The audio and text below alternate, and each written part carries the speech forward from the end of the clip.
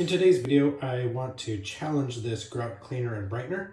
As you can see in the background here, the bathroom grout is dirty. I think the previous owner was wearing their shoes in the house and they had small kids and so forth like that. So you can actually see a little cleaner spot right here, but as you move over, you can definitely see a significant difference in the color. So with this product, you want to make sure that you let it soak for at least 3 minutes and then make sure you wear protective equipment such as goggles, gloves, etc. as needed. And then I bought this brush on Amazon. I think it's going to fit the grout lines pretty well. I don't think that just soaking it for 3 minutes is going to work, especially with these heavy stains. And so I can throw a link in the description, but this is not a sponsored video. But if you're interested in buying it, and it definitely doesn't have any Amazon affiliates links. So this is just a video to see if you rather than spending the money and wasting it, you can watch this video and see if it works. So this has a tiny opening here, which is nice. I'm just going to squirt it into the grout lines here as best I can. And then, like I said, I'm just going to work in small sections and just see how this goes. You can definitely see a significant difference in the color right there.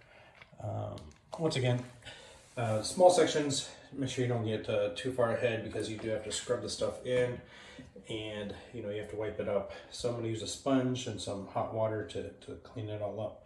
So I'm going to give it 3 minutes here, and an additional thing I'm going to do is just scrub this in. Yeah, you can see the dirt coming up already, and if I move this out of the way, yeah, it's already working. So I guess the big part is just making sure that you scrub it in there, remove all of this dirt, and then make sure you clean it all up with a sponge or something. So let's give it 3 minutes after I scrub it, and then we'll see how it looks. All right, so it's been 3 minutes now. As you can definitely see a lot of the dirt coming out. So I'm just going to wipe all this up with this sponge here and rinse it out with some cold water, or sorry, warm water.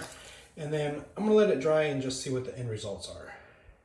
So I gave the floor one final rinse. My recommendation is to make sure that you rinse between these spots especially well. The reason being is because once you start moving that dirty water, it's going to start getting trapped, as I was saying previously. And the other thing I learned, you just got to be very careful around the wood. You see how it kind of like just soaks into the wood. So just try to make sure you keep it away from the wood if you can, or just dry it as quickly as possible. So this is the end product.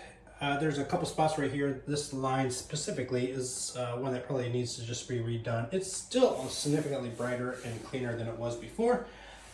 And I'll do a before and after picture so you can see exactly what it looks like. But yeah, I'm pretty impressed with this stuff. Just a little bit of labor to scrub each of those lines and so forth. But yeah, I recommend this product.